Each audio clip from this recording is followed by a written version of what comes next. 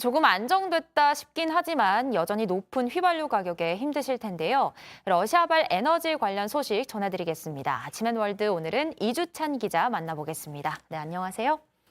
러시아가 EU와 G7 등 서방을 상대로 가스와 같은 에너지 공급을 아예 하지 않겠다고 경고를 했다고요? 네, 로이터 등 외신에 따르면 블라디미르 푸틴 러시아 대통령이 현지 시간으로 어제 유럽연합 등 서방 세계에 석유와 가스 등 에너지 수출을 하지 않겠다고 선언을 했습니다.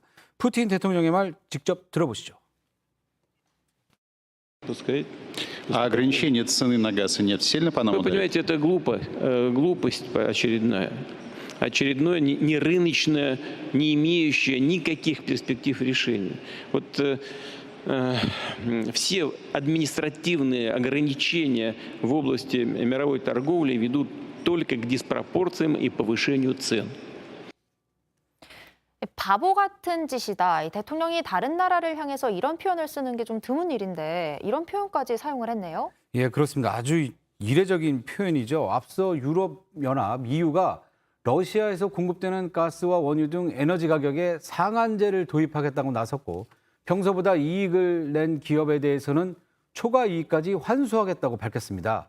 이어 미국 등 주요 7개국, G7 재무장관들도 모여서 맞장구 치며 이 제도를 도입하기로 합의하자 푸틴 대통령이 발끈하면서 이같이 반응한 것입니다. EU 등 서방 세계 입장에선 실제 러시아가 지난 6월부터 에너지 공급량을 줄이면서 이제 압박을 하기 시작했기 때문에 이런 조치를 내렸다 이렇게 볼 수 있습니다. 네. 러시아산 에너지에 크게 의존하고 있기 때문에 유럽이 다가올 겨울에 에너지 대란이 벌어질 거라고 판단한 겁니다. 현재 푸틴 대통령이 에너지 공급을 아예 하지 않겠다며 눈에는 눈, 이에는 이 식의 보복을 거듭대면서 양측의 긴장감이 갈수록 고조되는 양상을 치닫고 있습니다. 우리 경제부총리도 가격 상한제 등에 동참할 의사를 밝힌 바 있지 않습니까? 네. 따라서 이 갈등이 국내 기름값에도 큰 영향을 줄 수 있어서 걱정이 되는 상황입니다. 네, 가뜩이나 세계가 에너지 대란을 겪고 있는 상황에서 앞으로 어떻게 될지 모르겠습니다.